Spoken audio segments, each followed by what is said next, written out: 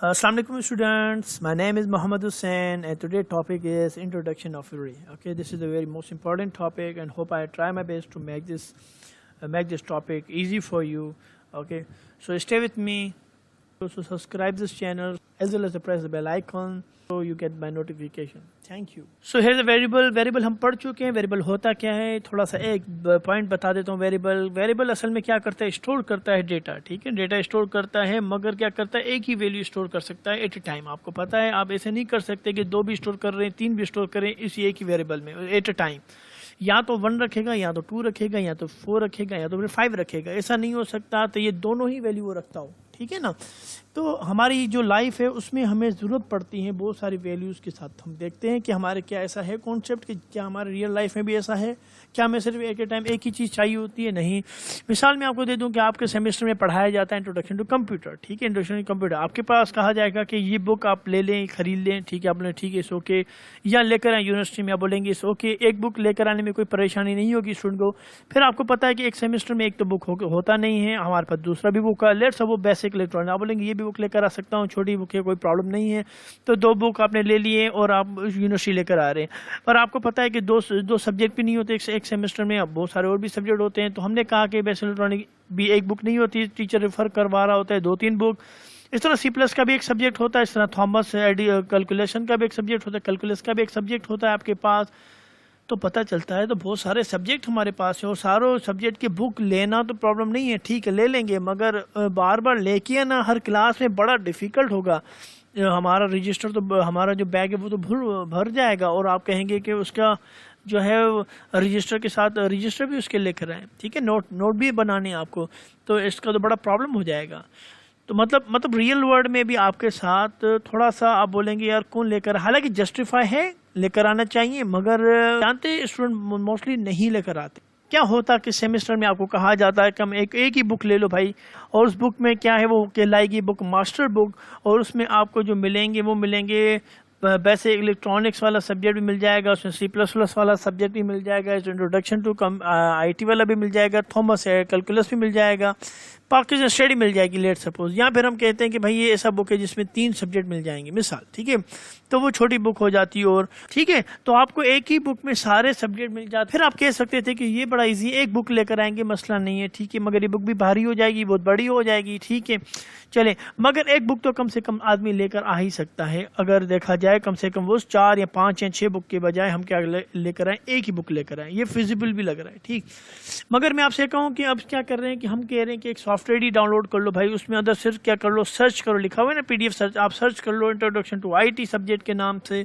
जैसे ही सर्च करो एक बुक आपके पास आ जाए, आपने बुक पे क्लिक किया, वो आपके पास आपके कंप्यूटर में खुल गया, बात खत्म. आपने ये थोड़ा और बेटर लग रहा है हमें. ठीक है, एक ही जगह पे सारी चीज़ें मिल रही हैं, सारे वैल्यूज़ मिल रहे हैं, सारे बुक मिल रहे हैं हमें, ये बेटर है. किसी भी सेमेस्टर का खोल दिया, बुक आपके पास हाजिर. ठीक, अगर आपसे कहा जाए कि एक और सॉफ्टवेयर हमने बनाया है, मिसाल तो यूनिवर्सिटी ने एक और सॉफ्टवेयर बनाया है जिसमें लिखा हुआ इंटर द सेमेस्टर, आपने सेमेस्टर इंटर कर दिया 1, उसके बाद सारे बुक आ गए यहाँ पर. आपने कहा ये थोड़ा और बेटर लग रहा है कि सारे के सारे बुक आ गए, हम सेमेस्टर वाइज चले. ठीक है, तो सारे बुक आ गए. उसके बाद आप किसी भी सब्जेक्ट का नाम दे दो, किसी भी सब्जेक्ट का नाम दे दिया. यहाँ पर लिखा है प्रोग्रामिंग, क्या लिखा हुआ है, प्रोग्रामिंग फंडामेंटल. आपने टॉपिक का नाम लिख दिया, मिसाल तौर आपने टॉपिक का नाम लिख दिया फॉर लूप. तो फॉर लूप जैसे ही लिखा उसके बारे में पूरी डिटेल आ गई. ठीक है ना, उसके बारे में आप स्क्रॉल करते जाएंगे. फॉर लूप होता है क्या है, किस पर्पस के लिए इस्तेमाल होता है, डेफिनेशन क्या है, ये सारा कुछ फॉर लूप के बारे में आ जाएगा. और बुक कौन सा होगा, यहाँ पर बुक भी लिखा रह जाएगा कि भाई ये फलां बुक से उठाया हुआ है, ये फलां बुक से. तो आप बोलेंगे ये और ज़्यादा बेटर है, कम से कम मुझे जो है डेटा मिल रही है एक्यूरेट. ठीक है ना, तो आप बोलेंगे ये बिल्कुल एक्यूरेट, आप बोलेंगे ये ज़्यादा फिजिबल है. ठीक है, ये ज़्यादा अच्छा है, इजी है, और मैं इस पर एक्सेस बड़ा फास्ट कर सकता हूँ. तो इसका मतलब है कि आप जो है, इसका मतलब है कि हमारे पास इजी से इजी जाने के इसका मतलब आप चाहते हैं आपके साथ एट ए टाइम बहुत सारी चीज़ अवेलेबल हो एक ही क्लिक पर. ठीक है, तो कॉन्सेप्ट यहाँ पर आ जाता है हमारे पास। तो ये कॉन्सेप्ट हमारी रियल लाइफ से कितना तो आप देख रहे हैं हमारा रियल लाइफ से कितना कनेक्टेड है, ठीक है ना। हमने पहले फिजिकल हाथ में बुक लिखे, फिर हम सॉफ्टवेयर पे आ गए, तो सॉफ्टवेयर हमें बहुत ज़्यादा और ईजी लगने लगा, ठीक। तो कहने का मकसद है कि यहाँ पर मल्टीपल चीज़ें एक टाइम हम देखना चाहते हैं, उससे हम जो है कंसर्न करना चाहते हैं, और आज के दौर में पॉसिबल भी है, ठीक। तो वेरिएबल भी बिल्कुल इसी तरह एग्जाम्पल की तरह है कि वेरिएबल में हम जब वैल्यू डालने देखना चाहते हैं तो सिर्फ एक ही वैल्यू को हम देख सकते हैं एट ए टाइम। मगर अब तो इसकी मिसाल बिल्कुल ऐसे ही है जैसे हमने कहा कि बहुत सारे बुक जो हैं वो एट अ टाइम जो है हम नहीं रिव्यू कर सकते, एक बुक एट अ टाइम देख सकते हैं, ठीक है। वेरिएबल का मिसाल यही है कि हमारे पास बुक जो होगा वो एक ही होगा, दूसरा भी अलग से हमें वेरिएबल होगा, तीसरा भी अलग से वेरिएबल होगा, चौथे के लिए भी अलग से वेरिएबल होगा, पांचवें के लिए भी अलग से वेरिएबल होगा, छठे के लिए भी अलग से वेरिएबल होगा। मतलब इतने सारे वेरिएबल बनाने पड़ेंगे अगर हमें किसी भी टॉपिक पे बात करनी है या कितने बुक्स अपने पास रखने हैं, लेकर आने हैं, तो थोड़ा हेडेक हो जाता है। इसके मुकाबले हमारे पास एक कॉन्सेप्ट आ जाता है एरे का। एरे भी एक टाइप का वेरिएबल है, मगर वो क्या करता है, वो मल्टीपल वैल्यूज रखता है। वो कहता है भाई मैं आपके पास एक ऐसा बुक हूँ जो सारे आप मुझसे यहाँ पर सर्च करो टॉपिक पर, उसी टॉपिक से रिलेटेड आपको डेटा दिखा दूंगा। बोलेंगे ये बड़ा अच्छा है, एरे भी वेरिएबल है, मगर वो अपने पास कितनी वैल्यू स्टोर करता है, बहुत सारी वैल्यूज स्टोर करता है। मतलब वेरिएबल के मुकाबले में एरे बड़ा बेहतर है, ठीक है। मगर पर्पस हमारे पास हमेशा, हमने बोला वेरिएबल हम क्यों फिर शुरू से यूज कर रहे हैं, हमें तो एरे यूज करना चाहिए शुरू से। नहीं, हमारा पर्पस, आप ऐसा नहीं कह सकते कि एक ही सेमेस्टर में हमें सारे सब्जेक्ट पढ़ा दो तो जान छूट जाएगी, 4 साल में क्यों पढ़ा रहे हो, एक सेमेस्टर में सारे पढ़ा दो, या आप कह दो कि नहीं, तो ये पॉसिबल ही नहीं होगा ना, ठीक है ना। एक सेमेस्टर में अगर पढ़ाया जाए तो फिर तो मसला हो जाएगा, बच्चे ग्रेप ही नहीं कर पाएंगे। तो मतलब हर चीज़ एक लिमिट के साथ बताई गई है, हर किसी चीज़ की एक लिमिट है, ठीक है ना। वेरिएबल की भी कहीं लिमिट होगी तो एरे की भी कहीं लिमिट होगी, ठीक। तो आगे आते हैं, तो एरे की डेफिनेशन को थोड़ा क्लियर करते हैं कि इन C++ array is a variable that can store multiple values of a same type. मतलब सेम टाइप की वैल्यू होगी। अगर एरे में आप इंटीजर इस्तेमाल करना चाहते हो तो पूरी की पूरी जो वैल्यूज होंगी वो कौन सी होंगी, इंटीजर होंगी। और अगर स्ट्रिंग आप डेटा लेकर आना चाहते हो तो बहुत सारी वैल्यूज रखो उसके अंदर, मगर होनी कितनी कौन सी चाहिए, वो स्ट्रिंग होनी चाहिए। इसका मतलब सेम टाइप के जो होगी डेटा होगी वो इसको और ज़्यादा देखने की कोशिश करते हैं। इसमें और भी हमारे पास कॉन्सेप्ट आ जाता है मल्टी एरे का, मगर हम थोड़ा आराम से चलते हैं जैसे हमें चीज़ों को समझ आ जाए। तो आते हैं हम स्लाइड नंबर 24 की तरफ। इसमें स्लाइड में बताया जा रहा है कि अगर हमारे पास एक घर है, यहाँ पर एक घर है, यहाँ लेट सपोज घर में 3 लोग रहते हैं, हुसैन, इमरान और वक्कास। और अगर इस घर में अगर मैं कोई चीज़ भेजना चाह रहा हूँ हुसैन को, तो मैं कैसे भेजूँगा, तो मैं भेज सकता हूँ, मुझे पता होना चाहिए एक एड्रेस नंबर, ऐसा ही है ना। अगर इस घर का एड्रेस नंबर पता होगा तो मैं इजीली इस घर को एक्सेस कर पाऊंगा। आप इस बात में सारे एग्री होंगे। उसके बाद आपने घर का एड्रेस दे दिया, गुड है, ये तो और अच्छा, ठीक है। इससे और जाहिर सी बात है अगर ये घर पे एड्रेस पे चला जाए, ठीक है, और लोग जो हैं अगर यहाँ पर तो 3 है, लेट सपोज 16 या 15 घर में कोई यहाँ फ्लैट है, यहाँ पर बहुत सारे लोग रहते हों, जो पैकेट है वो किसके लिए है, ठीक है, क्योंकि वो पर्टिकुलर बंदा ही खोले ना। इमरान भी वेट कर रहा है कि मेरे लिए भी कोई पैकेज आ रहा है, वकास भी इत्तेफाक से अगर कोई वेट कर रहा हो, या हुसैन भी वेट कर रहा हो, तो हमें क्या करना, बताना भी लाजमी है ना कि ये पैकेज असल में जो मैं भेज रहा हूँ वो हुसैन के लिए है ना। तो अगर हुसैन के लिए तो मैं वो असल में क्या कहलाएगी, वो असल में कहलाएगी वैल्यू। मतलब 2 चीज़ें आ गई यहाँ पर, एक आ गया एड्रेस, एक आ गई वैल्यू, ठीक है।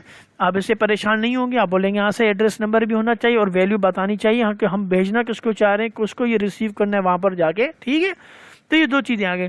उसके अलावा हो सकता है, उसके अलावा अगर हुसैन ना मिले, हो सकता है हुसैन बाहर गया वो, या तो हो सकता है हुसैन के बारे में एक और भी चीज़ मैं ऐड कर सकता हूँ, उसका नंबर भी हो, ठीक है, ओके। हो सकता है मुझे घर जो ढूंढने में परेशानी हो तो मैं दूसरी वैल्यू भी डाल देता हूँ, वो नंबर भी डाल देता हूँ, तो ये भी हो सकता है ना। तो मैं जो है बहुत सारी वैल्यूज़ भी डाल सकता हूँ, हुसैन के साथ साथ नंबर भी फॉर्मेट में डाल सकता हूँ, नंबर भी दे सकता हूँ। आप बोलेंगे यहाँ से वैल्यूज़ हमारे पास नंबर भी आ सकती है, ठीक है। उसके बाद हमारे पास जो है हुसैन किस टाइप की डेटा है, आप बोलेंगे सर वो स्ट्रिंग टाइप की डेटा है, और जो नंबर है वो किस टाइप की डेटा, वो इंटीजर टाइप की डेटा है, ठीक है। तो आप इससे भी समझ गए कि हाँ हमारे पास एक तो एड्रेस है, एक तो वैल्यू है, हमारे पास एक टाइप भी है जो रिप्रेजेंट करता है कंप्यूटर को। हमारे पास अगर स्टोर करवाना चाहते हैं हुसैन को तो स्ट्रिंग टाइप का वेरिएबल लेना पड़ेगा, स्ट्रिंग टाइप का डेटा टाइप लेना पड़ेगा। और अगर मुझे नंबर रखने हैं अपने पास तो मुझे इंटीजर टाइप का डेटा टाइप लेना ही पड़ेगा, ठीक है। तो हमारे पास 3 चीज़ें क्लियर हो गई। एक क्या क्लियर हो गया, हमारे पास एड्रेस, वैल्यू और टाइप, ठीक है। तीसरी चीज़ क्या है कि एक चीज़ हमें और भी जाननी इंपॉर्टेंट है, वो जाननी इंपॉर्टेंट है साइज़ क्या है। ठीक है, जब मैं स्ट्रिंग लेता हूँ तो मुझे पता होना चाहिए इसके साइज़ क्या है। इंटीजर लेता हूँ मुझे पता वैसे होना चाहिए कि ये साइज़ क्या है। ठीक है, क्योंकि मेमोरी में बड़ा फ़र्क पड़ता है।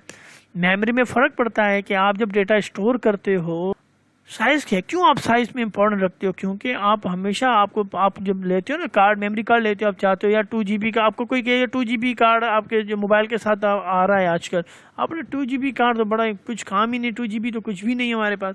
अगर आपसे कोई एक मोबाइल के साथ आ रहा है 2 GB कार्ड फ्री, अब बोलोगे 2 GB देते तो कम से कम 16 GB देते, या 32 देते, या 128 देते। इसका मतलब साइज़ यहाँ पर इंपॉर्टेंट रखता है। इसका मतलब साइज़ आपके लिए डेटा, क्योंकि डेटा स्टोर करवाना चाह रहे हैं आप, और आप चाहते हैं आपके पास क्या हो, मेमोरी सबसे ज़्यादा हो, और आप ये भी चाहते होंगे कि डेटा जो है वो कम से कम हो, जैसे हमारे पास जो स्टोरेज बच जाए।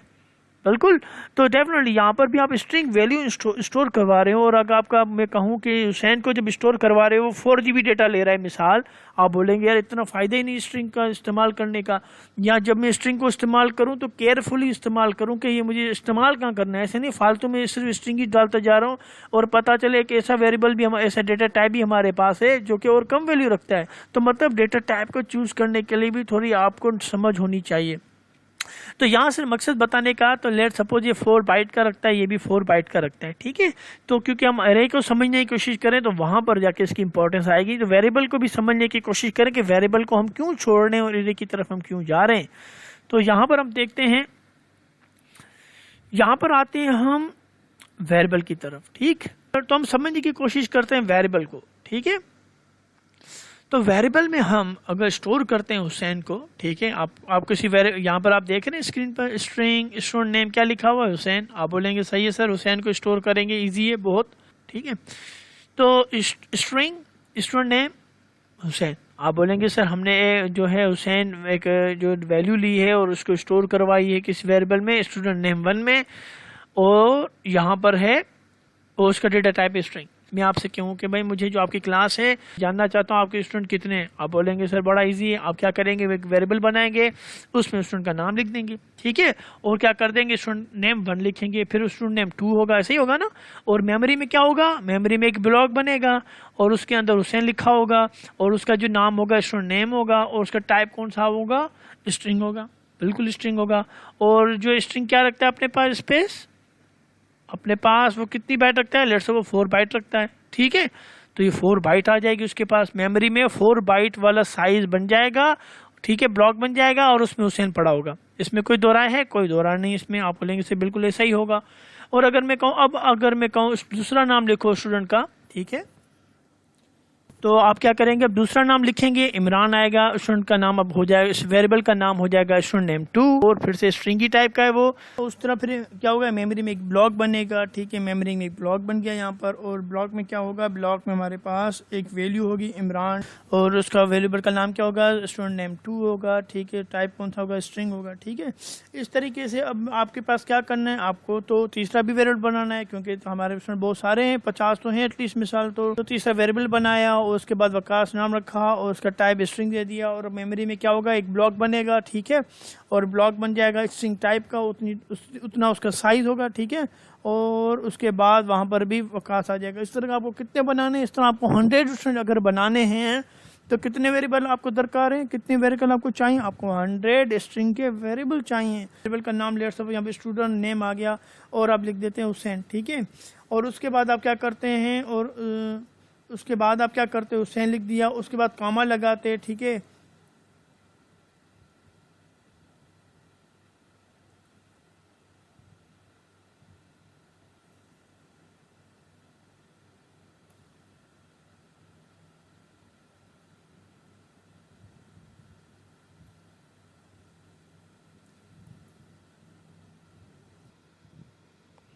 तो इससे बेहतर ये होता कि हम कमाए वक्त। ठीक है ना, तो 100 जो स्टूडेंट्स हैं उसको रिकॉर्ड रखने के लिए मुझे 100 वेरिएबल्स हैं। ये तो हमने सिर्फ बात की थी नाम रखने की। ठीक है, फिर मैं आपसे पूछूं कि भाई उसका जो है उसकी डिटेल भी मुझे चाहिए, लेट से उसके फादर का नाम क्या है, उसका रोल नंबर क्या है। तो इतने वेरिएबल्स आपको बनाने पड़ जाएंगे सिर्फ किसके लिए, एक स्टूडेंट के लिए, ठीक है ना। बट 100 वेरिएबल्स के आपको नाम रखने हैं, 100 वेरिएबल्स आपके उसके जो रोल नंबर रखना है, 100 वेरिएबल्स की वैल्यूज आपको रखनी है, उसके कॉन्टैक्ट नंबर, उसके ईमेल, मतलब इतने 100 वेरिएबल आपको बनाने पड़ जाएंगे सिर्फ स्टूडेंट को रिप्रेजेंट करने के लिए।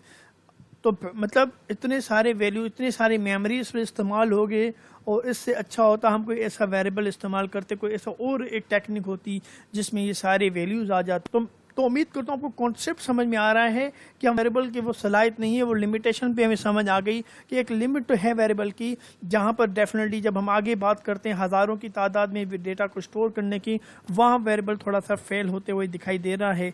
ठीक है बेटा, अस्सलाम वालेकुम। यहाँ पर देखते हैं प्रोग्राम को कैसे रन किया जाएगा। ठीक है, तो हम यहाँ पर आते हैं, स्टार्ट करते हैं अपने कोड ब्लॉक के साथ। यहाँ पर हम लिखते हैं हैश इंक्लूड। ठीक है, ये आप इस चीज़ से आप मुखातिब होंगे वैसे भी। तो यहाँ पर मैं इसको इस तरह कंप्लीट करता हूँ, रिटर्न 0 कर देता हूँ यहाँ पर। ठीक है, ये हमारे पास स्टेटमेंट आपको पता है, इसको हम सेव कर लेते हैं। सेव के फाइल का नाम रखते हैं SAVE।